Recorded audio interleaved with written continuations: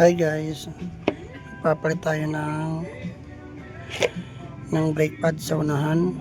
So ito gagamitin nating Pyto clutch dito sa ating Honda Click kasi manipis na siya.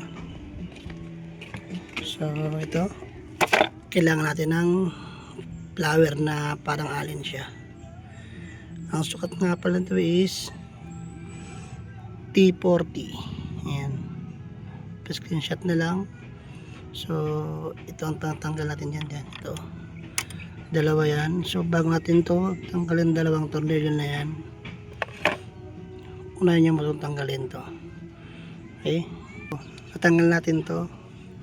So ito naman tatanggal natin to. Ito gamit ang 8 na T-wrench para matanggal tong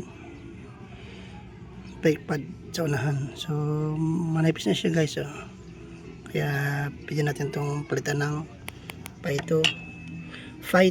Ayan, ipapalit natin.